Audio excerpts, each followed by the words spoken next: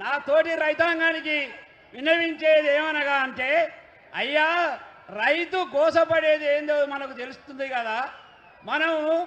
మన దేవుడు కేసీఆర్ ఆంధ్ర పరిపాలన నుంచి ప్రాణానికి తెగించి మనకు తెలంగాణ తెచ్చి 10 సంవత్సరాలల్లా మనకు నీళ్లు తెచ్చి చెరువులు పూడికలు తీసి నీళ్ళు ఇచ్చి 7 గంజాలలో ఉన్న నీళ్లు ఇప్పుడు 3 గంజాలలో నీళ్లుండి అధిక పంటలు పండి హాయిగా 10 సంవత్సరాలు మన ఊళ్ళలోనే మనకు మంచిగా సెంటర్లు పెట్టి గ్రామాన ఇంటి నుంచి బయటికి వెళ్ళకుండా ఒక్క ఇబ్బంది కాకుండా మన గింజపోకుండా మొత్తం కొని 10 రోజులకే మన ఖాతాలలో పైసలు వేసిన మహానుభావుడు కేసీఆర్ గారు.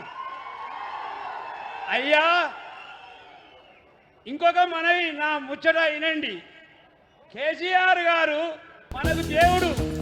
మనకు ఏం చేసిండంటే, ఈ 100 సంవత్సరాలు బతుకుతలేమని 75 సంవత్సరాలకు ఉన్న దాన్ని 57 ఏళ్లకు కుదించి 100 మందికి పింఛన్ ఇచ్చి 200 2000 చేసిన ఘనత కేసీఆర్కే దక్కింది.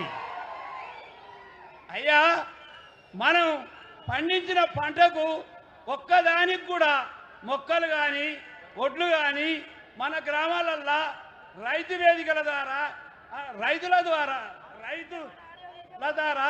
మహిళల ద్వారా సొసైటీల ద్వారా 10 రోజులకు మించకుండా కొనేది మన ధాన్యాన్ని.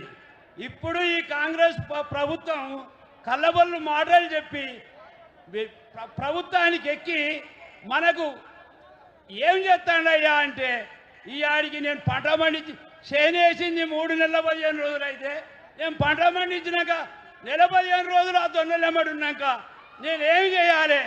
మీరే ఆలోచించండి. ఈ దౌర్భాగ్యానికి ఈ రైతుల కన్నీళ్ళు పర్వంతో కాంగ్రెస్ ప్రభుత్వం కొట్టుకపోయి ఎల్లబడాలి. అది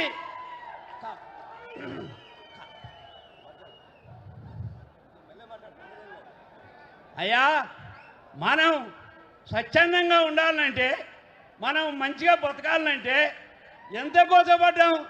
మన సారు కేసీఆర్ చెప్పిండు, అయ్యా వెనకటి ముంగడ పడుతుంది, చెప్పులు లైన్లో పెడతారు, మీకు ఇత్తనాలు దొరికాయి, వీర్య బత్తాలు దొరికాయి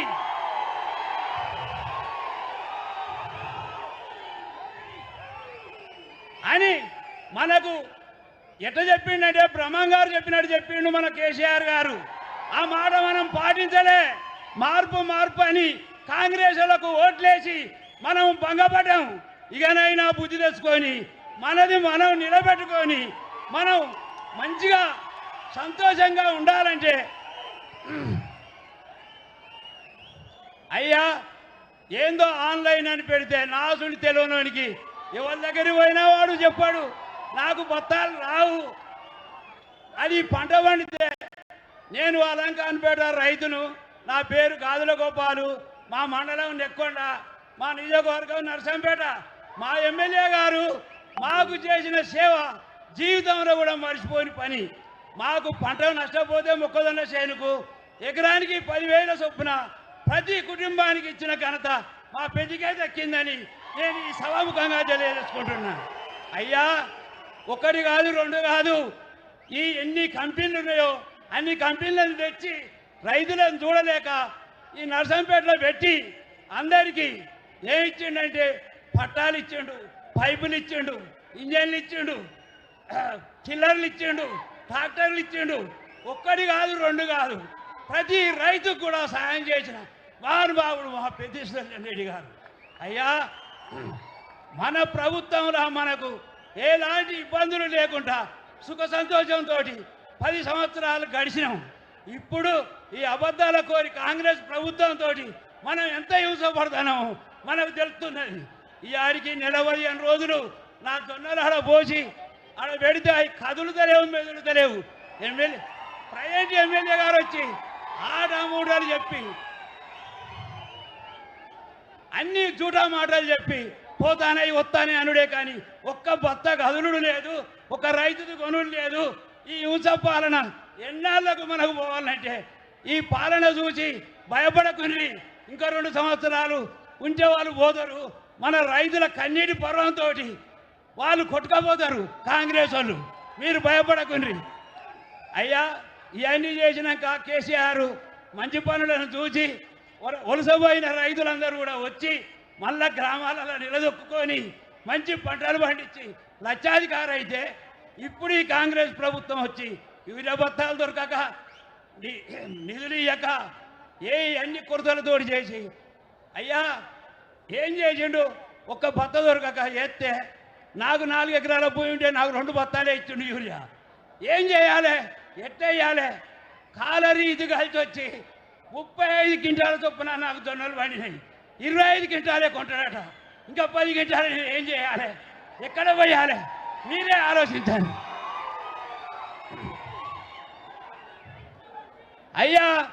రైతులకు ఎన్నికల ముందు ఏం హామీ ఇచ్చిండు? 1,00,000 2 లక్షలు తెచ్చుకోమన్నాడు. తెలిసి తెలియక రైతులు ఏం చేసిండ్రు? 1,00,000 పోనీ 1,00,000 తెచ్చుకున్నారు.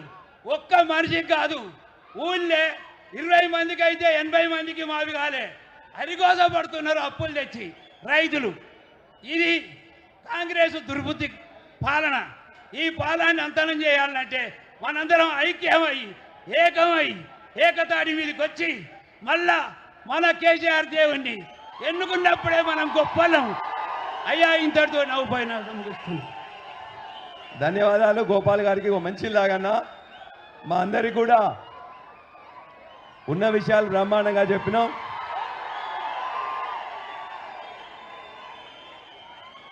మా గోపాల్ గారు ఒక మాట చెప్పిండ్రు,